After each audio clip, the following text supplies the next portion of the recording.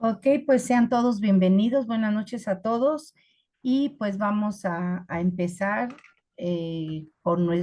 vamos a continuar en esta noche con el tema que iniciamos la semana pasada, que se llamó Educando a nuestros hijos. Vamos a tener la segunda parte. Sin embargo, vamos a retomar un poquito de lo que vimos el miércoles pasado para que tengamos un antecedente, para que recordemos lo que estuvimos viendo y además, sobre todo, porque pues no logramos la grabación. Entonces, vamos a hacerlo así.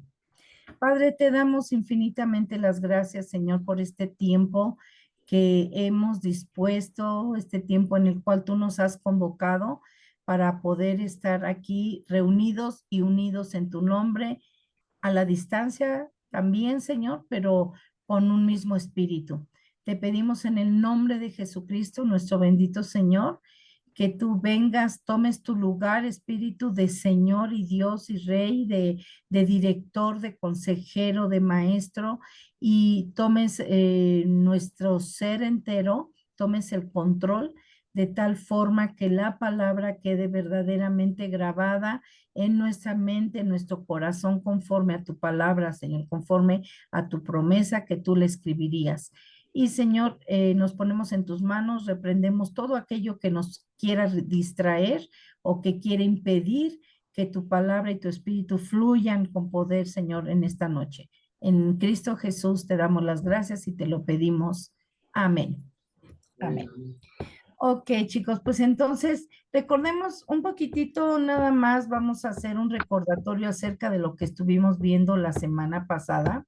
Y bueno, pues ustedes recuerdan que independientemente y reiteradamente también hemos estado viendo que la base, el pasaje básico de este taller de Aviva mi familia ha sido el pasaje donde el Señor Jesús nos enseña a través de una parábola el hecho de que dos hombres edificaron su casa, uno sobre la roca, otro sobre la arena, y bueno, vemos que cuando vienen vientos, cuando vienen tempestades, cuando vienen situaciones difíciles, siempre las dos casas en la misma condición recibieron el ataque, por así decirlo, recibieron esos vientos y sin embargo solamente una de ellas prevaleció. La que prevaleció, la que se sostuvo, la que se mantuvo y no sufrió daño fue aquella que estaba construida sobre la roca. Así que de la misma forma, el Señor Jesús nos dice que ese hombre que construyó sobre la roca es comparado con un hombre prudente que no solamente escucha la palabra, sino que la pone por obra. Y en cambio, el que construyó sobre la arena, que sufrió grandes pérdidas, su casa fue derribada porque fue algo nada más superficial lo que había construido, es comparado con ese hombre insensato o un hombre necio, insensato, que escucha la palabra, seguramente la entiende, medita sobre ella, tal vez hasta le enseña y la comparte y dice, no, hombre, qué palabra tan tremenda, pero nunca la pone por obra. Entonces, aquí no estamos nosotros para llenarnos de conocimiento y para llenarnos de instrucciones y demás, y de cosas muy bonitas, de poder a lo mejor hasta compartir y dar clases acerca de la palabra, sino básicamente para ponerla por obra.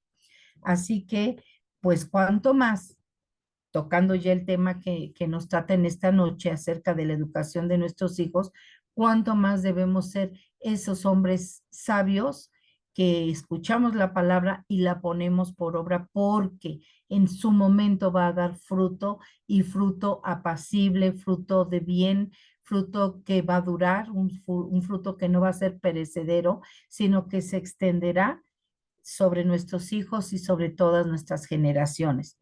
Y la semana pasada hablábamos acerca de lo que, de la remuneración, de lo que deja la humildad y el temor de Jehová.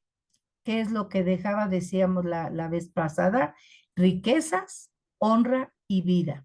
Ese es el resultado, ese es el premio, ese es el pago que se recibe cuando nosotros vivimos una vida de humildad y del temor de Jehová. Y del temor de Jehová es de saber que Él es Dios, que Él es Señor, que merece toda la honra, que merece toda nuestra atención, todo nuestro reconocimiento en todo lo que hagamos, en todo lo que pensemos, en todo lo que hablemos, todo lo que obtengamos en esta tierra, siempre sea basado sobre el temor de Dios.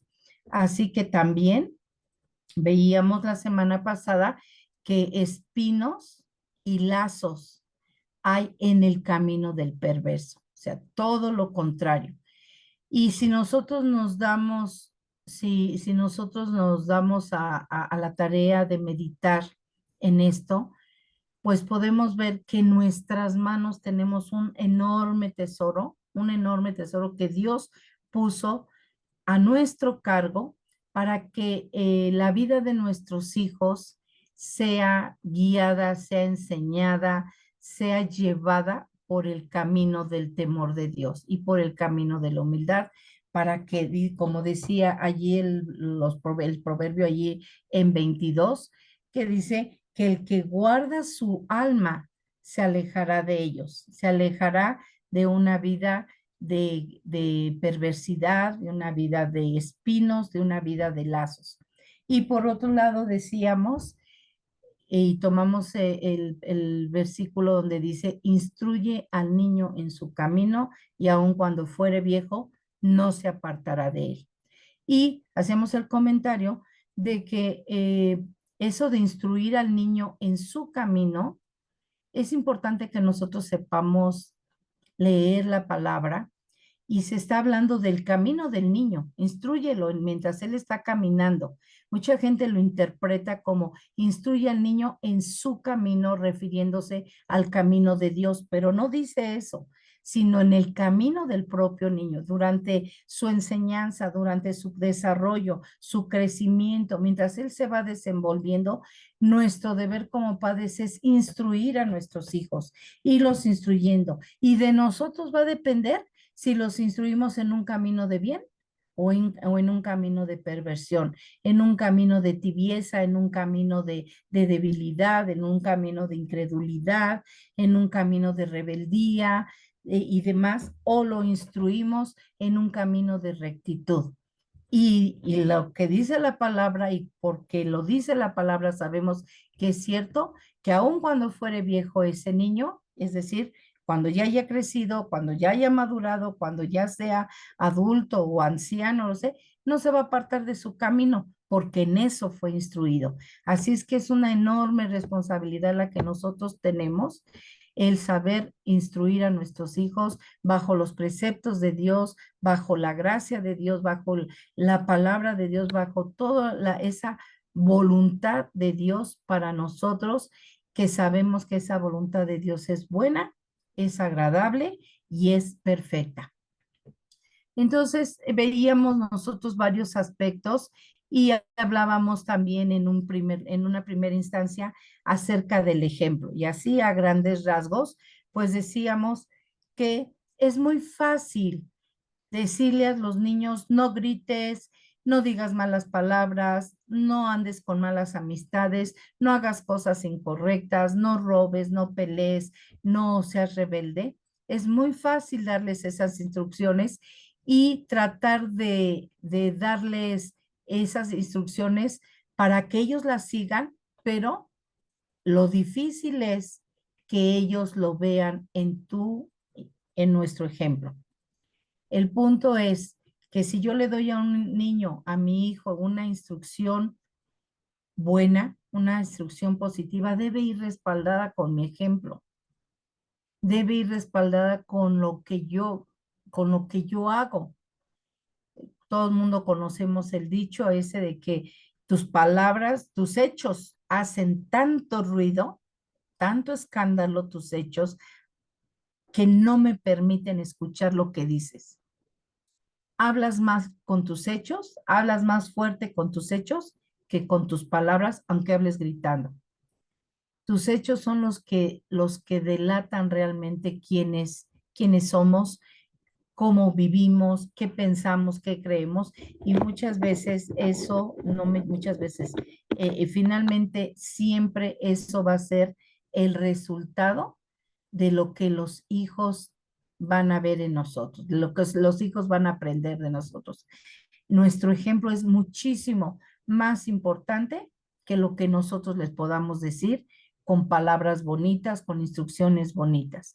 Y por eso luego los hijos dicen, pero pues si tú no lo haces, papá, o si tú no lo haces, mamá, como decía alguien en la semana pasada, que de repente los niños, tú me dices que guarde el celular, que yo no lo use, que yo no esté tanto tiempo en el teléfono, pero todo el día tú estás con el teléfono, mamá.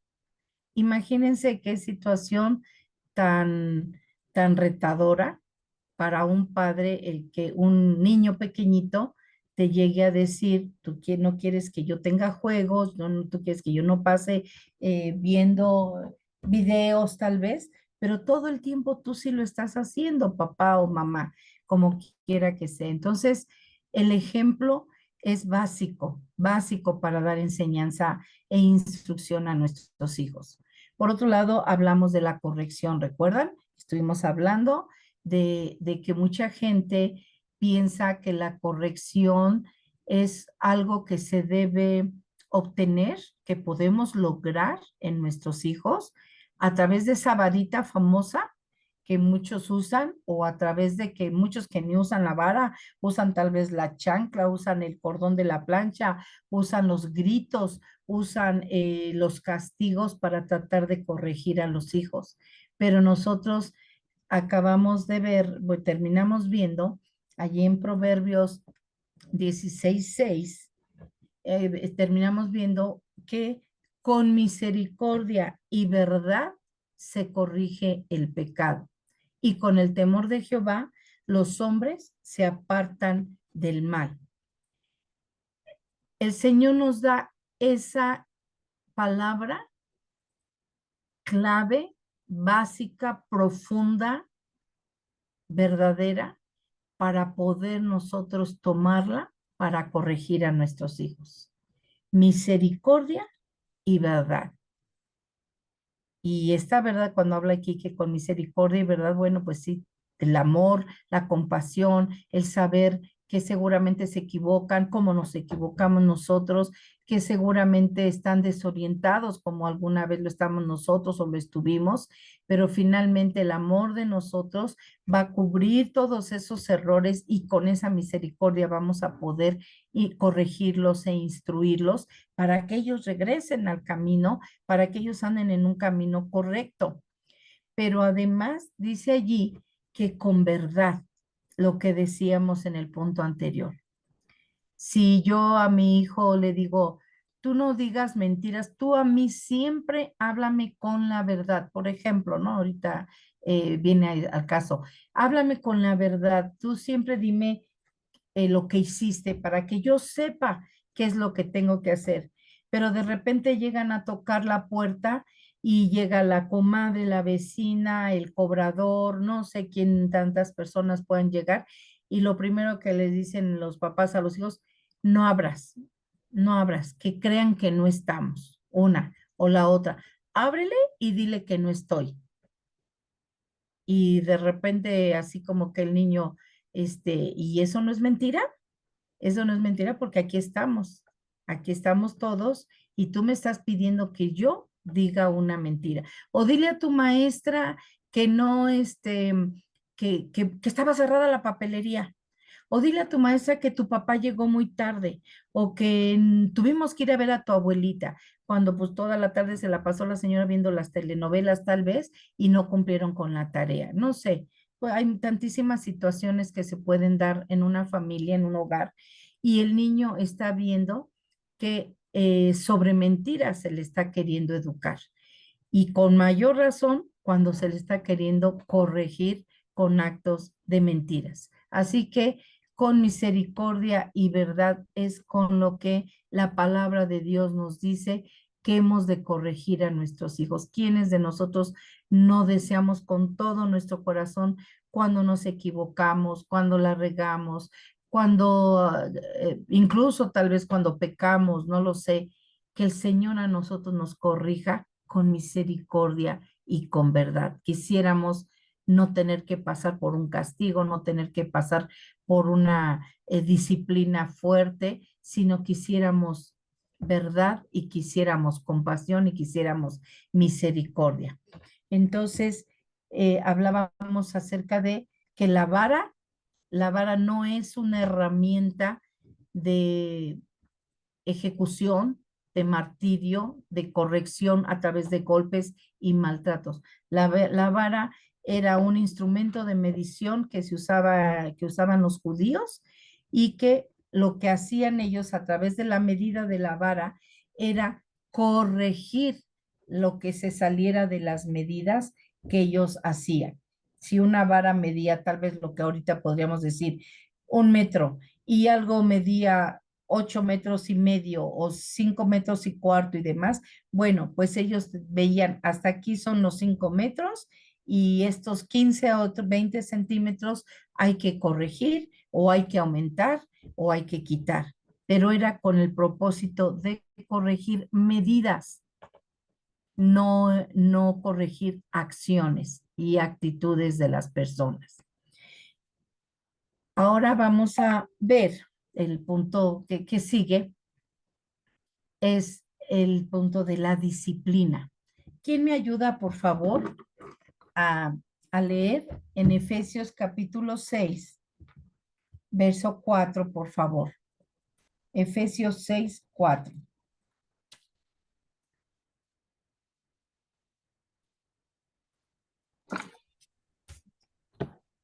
Y vosotros, padres, no provoquéis a ira a vuestros hijos, sino criarlos en disciplina y amonestación del Señor. Ok. Dice aquí, ustedes padres no provoquen a ira a vuestros hijos, sino criarlos en disciplina y amonestación del Señor. Yo veo que nosotros como padres nos encanta esa parte de la palabra y que siempre repetimos y se las enseñamos a los hijos y se las enseñamos a los nietos y la compartimos con todo mundo cuando el Señor dice allí en Éxodo, honra a tu padre y a tu madre para que tus días se alarguen sobre la tierra. Honra a tu padre y a tu madre. Y siempre los padres como padres, pues nos encanta escuchar esa parte de la palabra. Sin embargo, aquí en Efesios dice la palabra que nosotros como padres no debemos provocar a ira a nuestros hijos. Yo quisiera que ahorita que nosotros meditáramos un poquito y pudiéramos ser honestos si en algún momento alguna acción, alguna actitud, alguna palabra que nosotros hemos dicho o repetidas veces hacemos o decimos, han podido llegar a provocar a nuestros hijos a la ira o al enojo, a la molestia. Honestamente, ¿no? Y de repente pensamos que como somos los papás, como soy yo, porque soy tu madre, porque soy tu madre, porque yo soy la mamá, porque yo soy el papá y tú me mereces respeto y tú tienes que hacer lo que yo ordeno y lo que yo digo, pues entonces abuso de la autoridad que tengo y llega el momento en que exaspero a mis hijos, en que estoy diciendo o haciendo cosas que verdaderamente les ofenden o les dañan o les lastiman e incluso les llegan a molestar porque estamos ahí, como decía mi abuelita, como cuchillito de palo sobre ellos, en lugar de usar de la misericordia y la verdad. Dice aquí que no los provoquemos a ira, sino que los criemos en disciplina y en amonestación. Entonces, si nosotros hemos de de educarlos, de corregirlos con disciplina, pues tenemos que saber que es muy importante que al formar a nuestros hijos, nosotros, nuestro deber es formar en ellos un carácter para vencer todo lo que se les pueda presentar en esta vida, todo en todos los ámbitos, desde pequeñitos.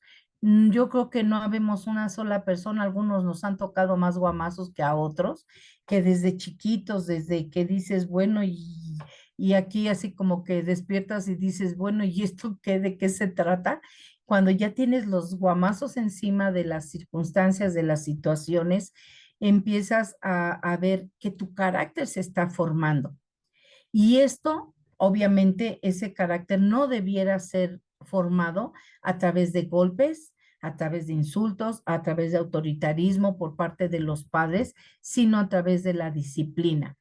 Y tampoco se trata de someter a los hijos a actividades o acciones o tal vez a ritos que pensemos nosotros que son necesarios para que ellos puedan irse disciplinando, incluso tal vez hasta llevárselos a alguien más para que me los discipline, ¿no?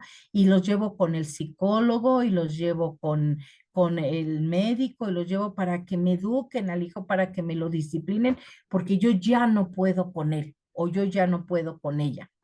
Entonces, ¿cuántas? Simplemente hoy platicaba yo con una persona, una señora que ya es madre, ya casi va a ser abuela, y tiene una situación tan tremenda y tan difícil con su mamá, en la relación con su propia mamá, porque ella me dice, es que es de cuenta que tengo yo allí un gendarme de 24 horas y tengo una persona todo el tiempo tratando de controlar, de decir esto sí, esto no, esto aquello, a pesar de que yo ya tengo mi matrimonio y ya tengo a mis hijos y finalmente ella quiere estar todo el tiempo diciendo cómo deben ser las cosas, tratando de controlar todo. Entonces, de eso se trata, de eso no se trata tampoco la disciplina, sino de la disciplina es una serie de decisiones, de acciones que hagan que los hijos escojan lo mejor en todo momento, que no claudiquen a los beneficios de largo plazo.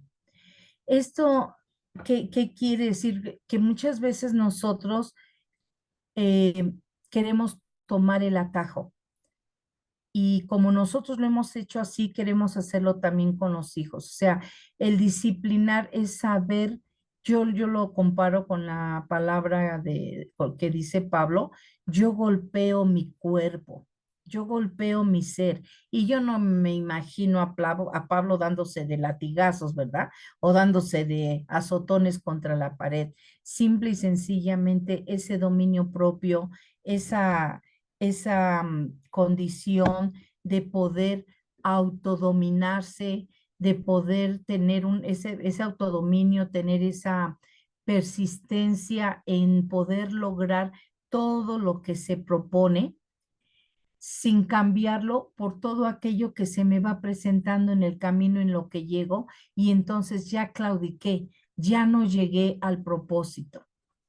¿Cuántos jovencitos y salen de la primaria, tal vez hasta la secundaria y después ya no quieren seguir estudiando? ¿O cuántos ahora lo vemos todo el tiempo? ¿Cuántos jóvenes en un año pasan como por 5 trabajos? Es que estuve 2 meses entalado, pero no me gustó y toda la vida le están echando la culpa a los jefes y a la empresa. Es que me dieron aquí, pero es que no me dejaban salir a tiempo, me pedían que me quedara como media hora más. Es que me daban más trabajo de lo que me dijeron que tenía que hacer. ¿Cuántas personas ahora, decía una maestra en el colegio de mi hermano, decía, son de azúcar? Empieza a llover y se deshacen, se derriten, son de azúcar. Estos alumnos ahora son de azúcar. ¿Por qué? Pues porque no tienen una firmeza, no tienen una disciplina, no tienen una convicción de a dónde ir, una visión clara de a dónde ir y lograrlo. Entonces, cuando a nosotros se nos demanda poder disciplinar a nuestros hijos, Es importante que les enseñemos no estar todo el tiempo teniendo compasión de sí mismos. Pobrecito de mí. Y entonces empiezan a tener un carácter, una condición de víctima todo el tiempo y por supuesto que nunca van a poder lograr nada, porque todo a su alrededor es difícil.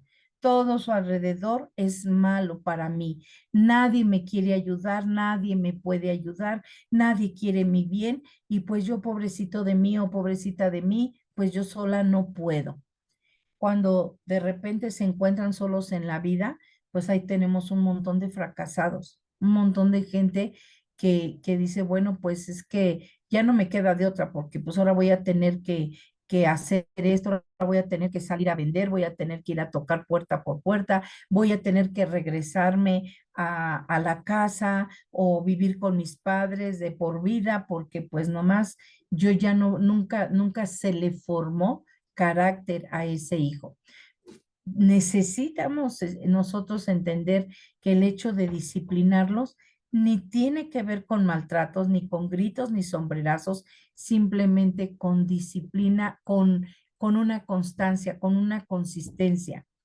Algunas personas han dicho, la disciplina es hacer lo que debo hacer cuando lo tengo que hacer, como lo tengo que hacer, aunque no lo quiera hacer. No sé si me expliqué con este especie de trabalenguas. Disciplinarme, vivir en la disciplina es hacer lo que tengo que hacer, como se debe hacer, en el momento que se debe hacer, aunque no lo quiera hacer, aunque no tenga ganas. Eso es nosotros mismos sabernos, eh,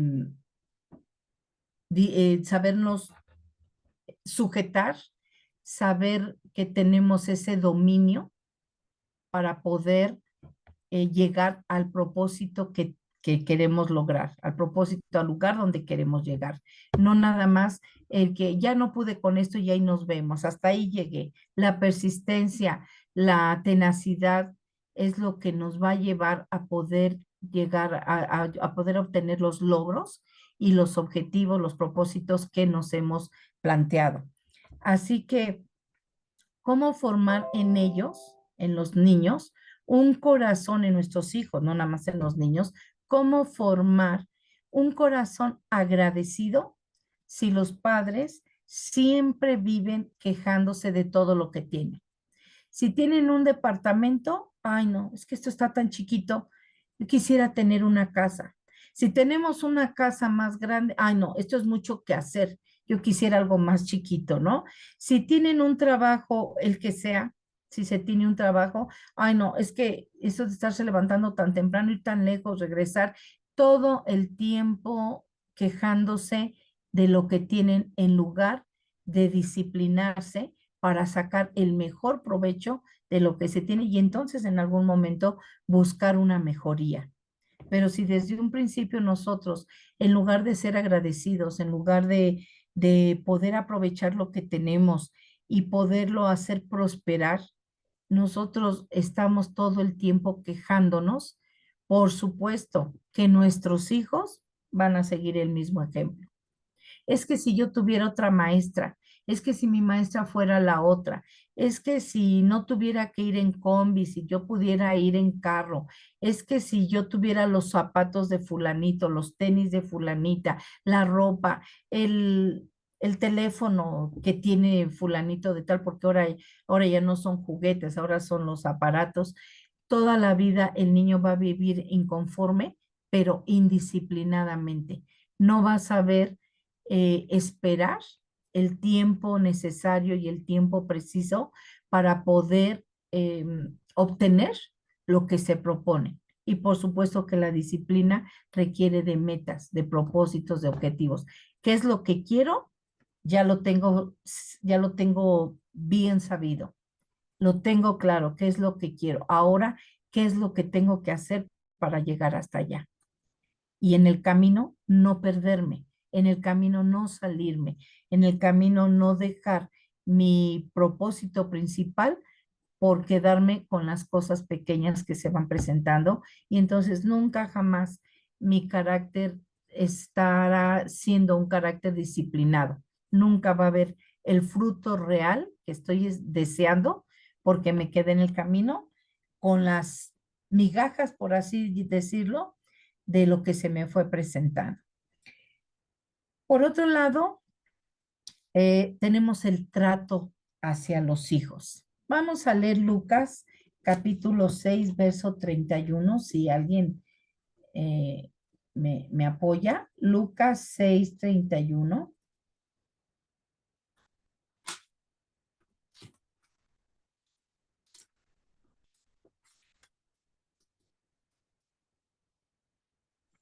¿Puedo? Sí, claro, claro, claro. Y como queréis que hagan los hombres con vosotros, así también haced vosotros con ellos. Así es, muchas gracias. Exactamente. Fíjense que algo que es bien importante en la formación, en la educación de nuestros hijos, yo creo que es una de las bases, es el trato que les damos. Eh, este taller que estamos teniendo, en verdad, yo cada vez que tocamos el tema que sea, yo le agradezco tanto al Señor el hecho de haberle dado toda esa inspiración a nuestro pastor, a nuestros pastores, porque en verdad yo creo que esto es oro molido. Si todas las personas cuando empiezan a criar hijos y tienen a sus hijos pequeñitos y tienen la oportunidad de irlos formando, yo diría, tendría que haber un margen de cero errores al formar un hijo basados en la palabra de Dios. El trato, acabamos de leer, dice, como quieren ustedes que hagan los hombres con ustedes, así también hagan ustedes con ellos. Conocer al Señor Jesús, a todos, yo creo que a todos, no sé, cada quien tendrá su propia experiencia. Conocer al Señor Jesús es verdaderamente tener una oportunidad enorme, real, para saber cómo es nuestro Padre Celestial. Si nosotros leemos la palabra de Dios, si nosotros nos detenemos en meditar en eso y nosotros vemos la vida de Jesucristo desde el inicio hasta que Él entregó su último aliento y no solamente eso, sino resucita, regresa, busca a sus discípulos, le dice a los discípulos, vengan, los espero allá, pero díganle a Pedro que él también vaya. Perdón, díganle a Pedro que también él vaya. Ese hombre que lo había negado, que casi casi había jurado que él podría dar su vida por él y a la hora de los cocolazos, a la hora de enfrentar la adversidad, pues tuvo que negarlo, se vio en la necesidad de negarlo, seguramente le dio miedo, seguramente, obviamente se llenó de temor y demás, pero el Señor Jesús nunca dijo, ah, sí, con que fuiste mala onda, ¿verdad, Pedrito? Así como me negaste, bueno, órale, pues quiero a todos los demás acá, menos a Pedro, para que se le quite por haberme negado. O sea, toda la vida del Señor Jesús nos muestra compasión, nos muestra amor, nos muestra gracia, nos muestra misericordia, ese trato. Y cuando leemos que Jesús dice, y esta es la vida eterna, Padre, que te conozcan a ti. Esta es la vida eterna, que te conozcan a ti y que conozcan al que tú enviaste, o sea, Él mismo. Podemos darnos cuenta lo importante que es para nosotros saber que tenemos un Padre lleno, gracias, esposito, lleno de amor y de misericordia, de gracia, de verdad, de compasión. Un Padre que bendito sea Él, no nos trata como merecemos, no nos trata de acuerdo a nuestros errores, no nos trata de acuerdo a nuestras acciones, a todo lo que hacemos, sino nos trata de acuerdo al gran amor que nos tiene. Entonces, cuando yo veo este versículo, dice, así como tú quieres que hagan los hombres con ustedes, que ustedes quieren que hagan los hombres con ustedes, así también ustedes háganlo con ellos. Si esto está hablando de una intercambio de acciones con la gente, con toda la gente, con los prójimos, con los vecinos, con los amigos, con los familiares, ¿cuánto más debiera ser así la relación entre padre e hijo? Entonces, me encantaría que todos pudiéramos meditar en esta noche y pudiéramos meternos en esa intimidad con nuestro Padre y poder reconocer, poder palpar, poder deleitarnos de una manera íntima en ver con cuánto amor, compasión, gracia, misericordia Él nos ha tratado, nos trata y nos seguirá tratando por siempre. Y entonces, en esa medida, yo pudiera, y Dios permita que así sea y que el Espíritu Santo empiece a moverse en nuestras vidas de tal forma que yo de esa misma manera pueda entonces dejar que el mismo trato que el Padre me da a mí, yo le dé a mis hijos. Porque de repente, pues como que nos sentimos con toda la autoridad, yo te mantengo, yo te doy, esta es mi casa, yo soy la mamá o yo soy la papá, yo soy el que hago, yo soy el que doy, yo soy el que trabaja o la que trabaja, y de acuerdo a eso es como te puedo tratar. Y nos olvidamos que, que Dios no nos trata con respecto a lo que Él nos ha dado o con toda la autoridad que Él tiene y todo el poder y el señorío que Él tiene, sino con todo ese amor y toda esa misericordia. Así es que en la medida que nosotros conozcamos a Jesús, conocemos cómo es el Padre y entonces ese debería de ser nuestro parámetro para saber cómo yo relacionarme con mis hijos. Si si yo me pregunto, ¿cómo me gustaría a mí que me tratara mi Padre Celestial? ¿Cómo me gustaría que me tratara? ¿Cómo te gustaría a ti que te tratara el Padre? La otra es, ¿cómo te trata ya? Seguramente todos vamos a concluir diciendo, pues con grande amor y con grande misericordia y con grande compasión. Pero independientemente de eso, ¿cómo te gustaría que te tratara el Padre? Ahora, ¿cómo debiera yo tratar a mis hijos? ¿Cómo es que que ellos necesitan que yo los trate? Y cuando Dios nos ha dejado a Jesús como ejemplo, entonces de la misma manera yo soy ejemplo para mis hijos. Como hemos escuchado muchas veces, Jesús es el prototipo del Hijo de Dios. Es el prototipo de un Hijo de Dios. Es nuestro ejemplo a seguir y es nuestro ejemplo a vivir y demás, a ser. Y de la misma manera, así nosotros debiéramos pensar con relación a nuestros hijos. Si nuestros hijos fueran tratados como Dios me trata a mí, yo creo que el mundo sería muy distinto, muy, muy distinto. Los hijos no necesitarían cada rato de estar siendo motivo de regaños, de gritos, de sombrerazos, de golpes, no sé de cuántas, de castigos, no sé de cuántas cosas, si nosotros tratáramos a nuestros hijos como Dios nos trata a nosotros. Desde con con el ejemplo a nuestros hijos les vamos a mostrar disciplina y les impulsamos para no tener compasión de sí mismos y dejar de hacer lo que vale la pena por un momento, seguir adelante, pero también con nuestro ejemplo, con esa relación que tenemos nosotros con Dios, ellos van a poder ver qué buenísima onda es Dios si mi padre me trata como Dios lo trata a él.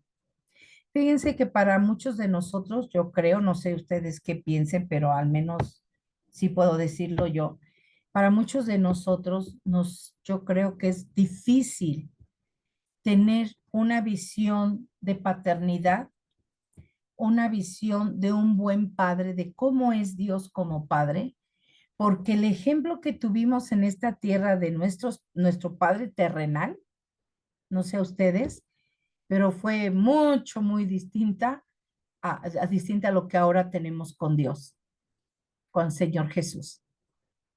De hecho, yo les comento aquí rápidamente que yo por años, yo a Dios siempre le dije Dios y Señor, y yo sé que yo lo amaba, y yo sé que yo lo respetaba, y yo sé que lo anhelaba, y todo, y yo sabía que para mí era lo más importante y lo mejor, y que era mi único refugio. Pero yo no le podía decir padre, yo no le podía decir padre. Yo tardé muchos años, eh, creo que hasta que estuve en un encuentro, ahí ya se nos fue la luz, se me fue la luz aquí. A ver, Pero ¿puedes? sí te oyes, Rebe. Sí ¿Sí? te oyes. Ok, Sí. perfecto. Déjame ver. ¿Podría subir, Toño? ¿Podría subir? Porque está así como que intermitente. Ay, Dios. Sí, ya Este, vi. pero podría subir, ¿me haces favor de subir para arreglarlo? Es la lámpara de Sí, aquí arriba. voy para allá, mi amor. Ok, gracias, mi electricista. Este, ah, ok, entonces yo creo que hasta que participé en el encuentro, aquí en la congregación, bendito sea Dios, yo sí puedo decir que ese encuentro para mí fue un antes y un después en mi vida. Definitivamente, para mí fue un antes y un después el encuentro para mí. Y fue entonces que yo pude empezar a tener una relación con Dios como mi padre y yo como su hija. Entonces, yo creo que todos podemos tener tal vez una manera muy fácil de saber cómo es un padre cuando tenemos un padre amoroso, un padre que es todo un ejemplo, un padre sensible, un padre misericordioso, responsable, protector, proveedor y demás. Pero es muy difícil cuando no lo tenemos. Sin embargo, en Jesús podemos tener ese ejemplo, esa relación con Dios como Padre, porque en Él vimos el ejemplo del amor de Dios. Así que creo que si cada uno de nosotros en esta noche, en este punto de el trato hacia los hijos, tal vez nos encontremos con una situación de no poder a lo mejor alcanzar esa preciosa relación que debiera existir entre yo y mis hijos, o entre mis hijos y yo, porque no he tenido esa relación aún con el Padre, pues empecemos por tenerla, empecemos a acercarnos, empecemos a saber que Dios es Dios es,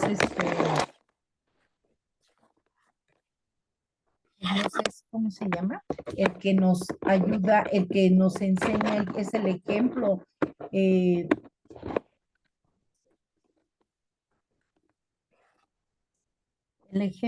el ejemplo a seguir.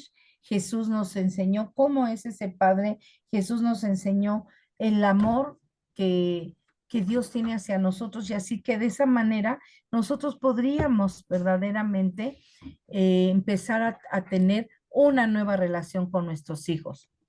Si yo he sido tratado por mi Padre, con mi Padre Celestial, con todo amor y paciencia, y me ha mostrado sus caminos, y me ha llevado de la mano, y me ha rescatado de todas las en las que he estado, entonces es un Padre que tampoco me ha golpeado con la vara de la corrección, sino que me ha mostrado su verdad. Y entonces nosotros podemos estar conscientes, estar felices de que el Señor nos está eh, dando un ejemplo perfecto de cómo es el trato hacia los hijos. Así como nos gustaría que Él nos tratara, así deberíamos nosotros tratar a nuestros hijos. Y bueno, pues aquí vamos a dar vamos a ver rapidísimamente la última parte de este tema. Y si alguien me hiciera favor de leer Salmo 127, versos del 4 y 5, si me hacen favor. Salmos 27, 4 y 5.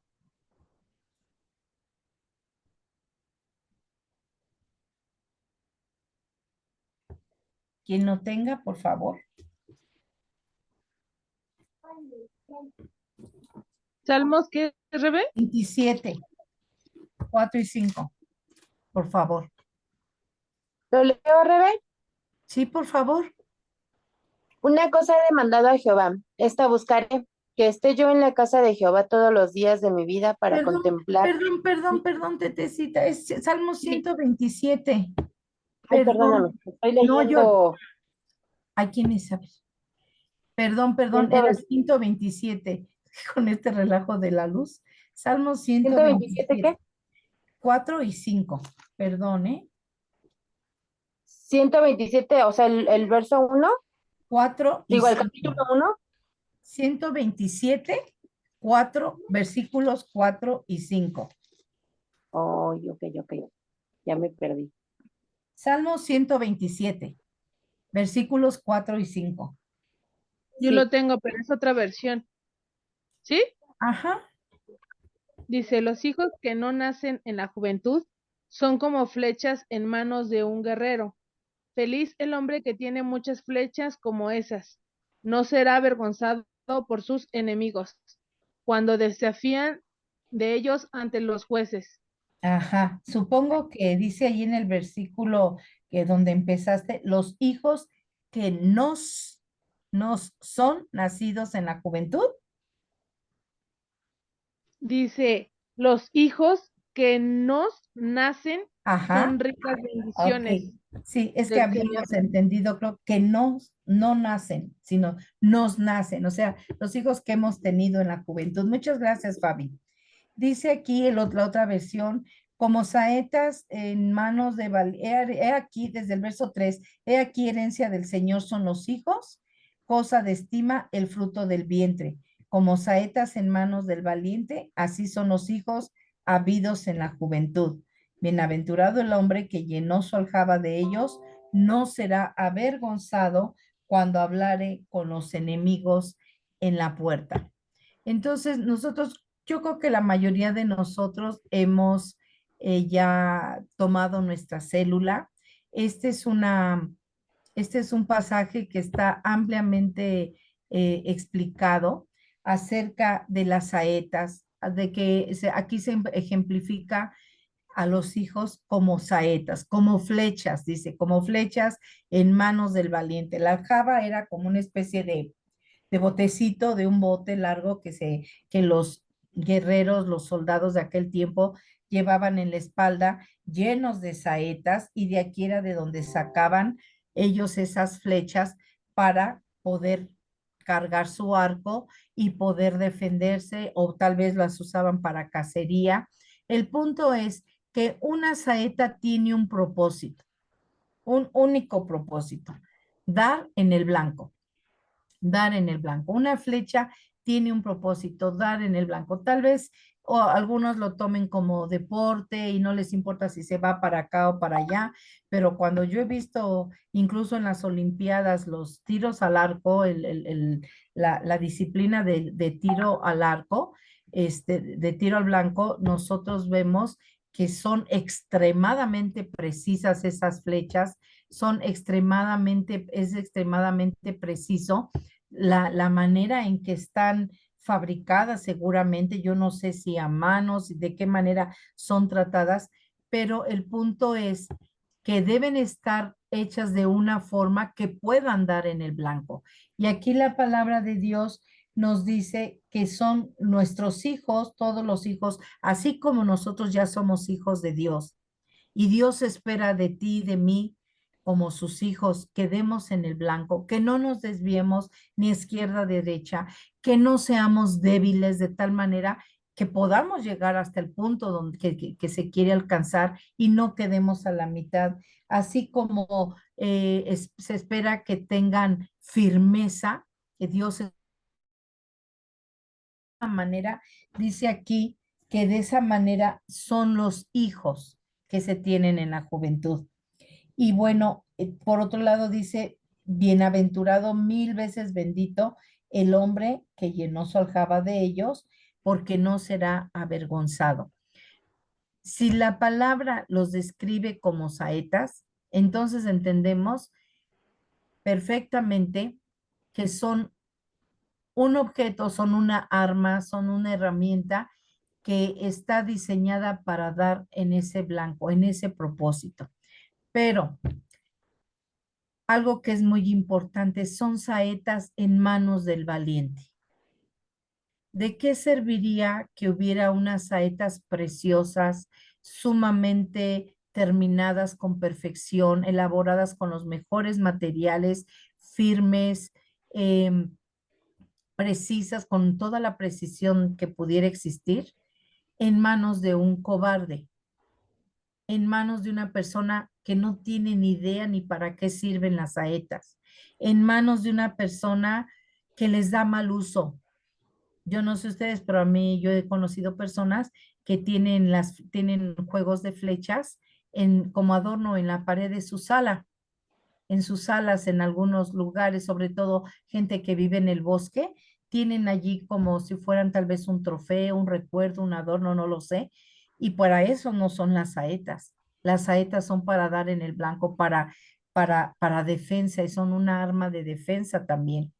Así que Dios nos ha puesto en nuestras manos un juego de saetas. No sé, tal vez sea 1, 2, 3, 5 hijos, no sé cuántos tengas en tus manos, pero cada uno de ellos tiene un propósito perfecto que Dios ya escribió.